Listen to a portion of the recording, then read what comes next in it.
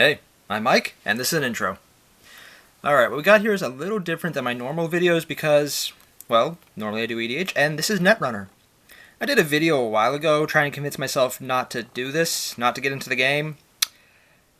Yeah, that failed. It failed miserably. So I'm in. It's a fun game. Also designed by Richard Garfield, guy responsible for Magic. One of, you know what I mean. So yeah, I got into the game. A few things to start off with. Two sides, they play against each other exclusively, it's a one-on-one game. I've heard of there being a multiplayer variant, but it's, you need a lot of people playing it, and you need a lot of time. Netrunner is not a fast game unless you're playing a different identity than this. It's set up like EDH just because you have the identity, and that's really where the similarity ends. So, to just jump right into things, while I might be a decent Magic player, I'm really still learning the ropes of Netrunner. So these decks are going to be first attempts, and I'll probably put up a few different attempts because I'm learning as I go. It's actually really fun because new things are fun to do. To start with, this is the Jinteki identity, the one that comes in the core set even. The ability is, whenever an agenda is scored or stolen, do 1 net damage. I personally like this because I like the aggressive style. I want to try and damage my opponents out. It's probably a holdover from, mostly playing Magic. There's other options, and, just scoring the 7 agenda points necessary to win is also possible, but I really enjoy just having them run into a situation where I'm going to win. So without further ado, I'll just jump right into it because my battery on this is dying really fast. Wow. Yeah, battery on the camera. Gotta fix that. To start with, I'm going to jump into a few of the cards that are really useful. Now, I'm not going to go into how many I have because that changes almost by the hour when I'm still trying to work out balances. But, yeah. First off, I like the bit of economy that comes from these cards. And now these three have something in common. This one, you have to reveal cards, but you get money out of it. You can reveal up to 5 cards from HQ, or your hand, and you get 10, 2 for each card revealed, or less. It's a 3 cost to start, and it takes 2 actions, which you only have 3 of as the core. But for a 10-point turnaround, or credit turnaround, that's not bad. Hedge Fund, of course, pay 5, get 9. That's just a good bit of money right off the bat, because you start with 5. And the Mining Corp, hopefully you can see this and there's not too much glare, you basically use your turn to get 3 actions to get 7 clicks of money, or credits of money. The terms still screw me up. And I mean, I like that because, they're all good to start jump-starting your deck. But I'm also including Medical Research Fundraiser because usually I don't want to give the runner anything, and giving them 3 for, gaining on my part, not really big on it, but I'm playing a lot of people in my area that have such absurd economy as a runner that giving them 3 more doesn't hurt them or help them. It's there. So overall, that's actually not a bad deal for me because I'm not going to suffer. Now, there are little things here and there that I might not want to do, such as, help my opponents, but this really isn't going to, so I'll keep using it. After that, though, the other card I really enjoy is Shadow. Now, if I had Pop-Up Window, I might consider that instead, but I don't. Still looking to get that pack. This came in the core set, and if it didn't, I don't actually remember where I got it then. But, it's a 3-drop, takes 1 influence to put in your deck. Since I'm using Jinteki, I need the influence. And I can advance it, so if nothing else, I can slowly make it stronger if I have nothing better to do. But what I'm really here for is, it'll give the runner tags, which are useful. My deck doesn't focus on, but giving a runner tag is usually just a good way to slow them down, just to remove it. And it'll give me 2 money, or the runner will have to break it. So either way, I'm okay with this because they have to pay something to break it, or they let me take the first one, and then they break the second one. Heck, they can even just try and outpay the second one, but that would be stupid. It's just a good economy card. This is my personal opinion, though. After that, though, I want to go for a little more of an aggressive stance.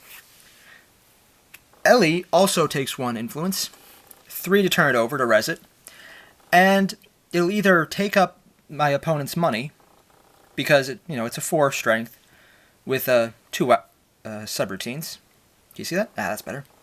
Or they can just spend their actions away to get rid of the two of them, which limits what they can do later on.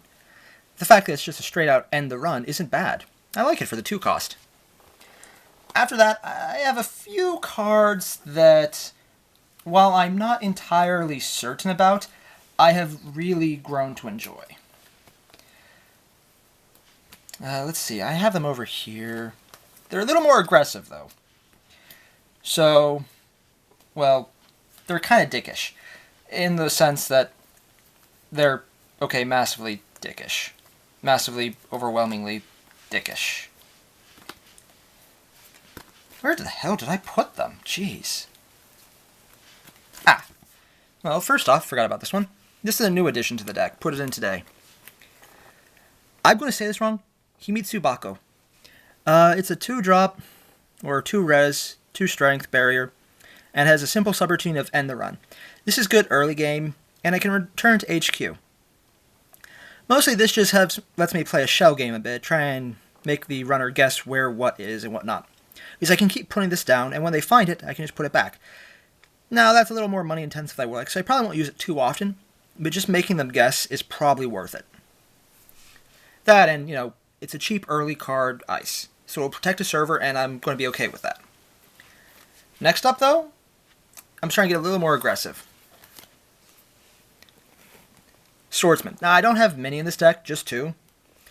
But an AI cannot break this. And it trashes 1 program for the first subroutine, and 1 net damage for the second. So, a sentry will have to either buff itself up to 2, and then pay the 2 to break it. Now, they might let the first one go off if they're not using an AI. But since AIs are so freakishly good, and Atman's a thing, they probably will want to break this regardless. So I'm guaranteed that someone is going to have to buff up a sentry breaker, killer I think, to take this out. So either they let it go off, and I do the net damage, which is something I want to do, or they have to pay to take it, which just hurts their economy. In much the same way that Victor will do that. Again, this is from the core set. I only have a couple of him in the deck, because he takes 2 influence to put in. And while he can also, be broken with just spending actions, I'm actually okay with that. Now, he's a code gate, so if you have the key, it just breaks him all the time. But I only actually have 1 person on my metagame who runs that. So against most players, this is still pretty good. But the first one is do 1 brain damage. Gotta love that. And the second one is end the run. So it's a hard stop, if nothing else. Followed up by Haim Doll. This guy's fun, and my battery's running out. Okay, 3 actions, 6 strength, does brain damage, ends the run. Kamanu! It empties a hand, or it takes off a lot of money. That's most of the ice. After that, though, I have cards like Jackson Howard, for obvious reasons. Draw 2 cards, or remove things from the archives that when he's about to be hit. And shuffle them back in. That's useful. After this, I have a few things like Project Junebug. It's a one-of in this deck because I want the options, just in case someone tries to hit me a lot. I got 3 of these, the Hakusai Grits. Whenever they're successful, they take 1 net damage. I like it because if I have any late game where they're stacked, I could probably empty someone's hand. Neural EMP, I actually only have as a one-of in this deck. I want everything else to focus. But it's good if I need it. And a full play set of Snares, because this will kill someone with the 3 net damage, 1 tag. I have to pay 4, but they have to reveal it from R&D. After that, it's just a few things like Fetal AI. With this agenda, or my identity, it'll cost 3 whenever they hit it, or 3 net damage. Not to mention they have to pay 2 to steal it, so it hurts their economy slightly. House of Knives, which means when I score it, I do 1. I can do 1 whenever they run, with the 3 agenda counters on it. Clone Retirement, because it has a 2 up here, I can get it in the turn I put it down. And a couple, just 1 of these actually right now. Or sorry, 2 of these I think. Actually, I need to figure that out. I have 1 or 2. But the Future Perfect. In this one, I just basically keep it in my HQ up until I have a pretty good idea what's going to happen with my opponent. Because it's really useful, because they may or may not steal it even if they hit it, because of the little mini game you play. And after that, I think that's my deck. Wow. Hey, I did that before my battery died. Okay, I go a little faster, but I like to be able to talk, and I go a little slower to explain everything. but that's my deck. It's an early draft version, after a lot of draft versions, so leave a comment. I'm always looking for help. Or ideas. If you enjoy it, leave a like, subscribe, and see ya.